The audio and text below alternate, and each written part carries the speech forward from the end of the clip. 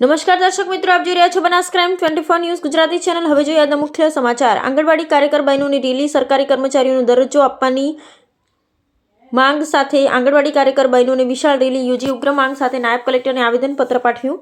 બનાસકાંઠા જિલ્લામાં આંગણવાડી કાર્યકર બહેનો દ્વારા માનદ વેતન પ્રથામાંથી મુક્તિ આપી સરકારી કર્મચારીનો દરજ્જો આપવા માટે ઉગ્ર માંગ સાથે આજે વિશાળ રેલી યોજાઈ હતી।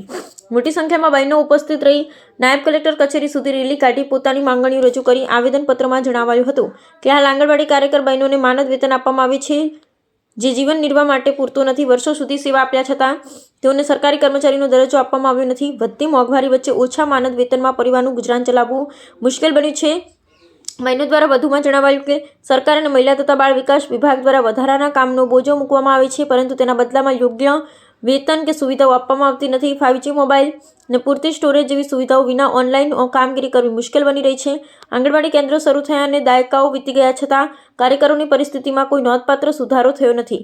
બહેનોને કાયમી નોકરી, યોગ્ય વેતન, પેન્શન સહિતની સુવિધાઓ અને સરકારી કર્મચારીનો દરજ્જો આપવો તેઓ જોરદાર માંગ ઉઠાવી હતી। અંતે નાયબ કલેક્ટરને આવેદનપત્ર પાઠવી સરકાર સુધી તેમની લાગણી અને માંગણીઓ પહોંચાડવા રજૂઆત કરવામાં આવી હતી। જો યોગ્ય નિર્ણય લેવામાં નહીં આવે તો આવનારા સમયમાં વધુ ઉગ્ર આંદોલન કરવાની ચેતવણી પણ આપવામાં આવી હતી। અહેવાલ હરેશ ઠક્કર।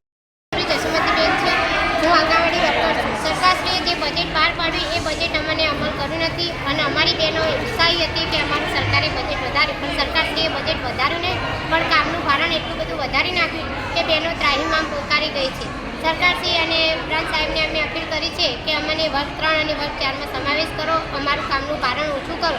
એવીટી, કેવાયસી, પોષણ સંઘ જેવી એપ્લિકેશનો છે એ બધી બંધ કરો, ઓનલાઈન કામગીરી ઠપ કરો।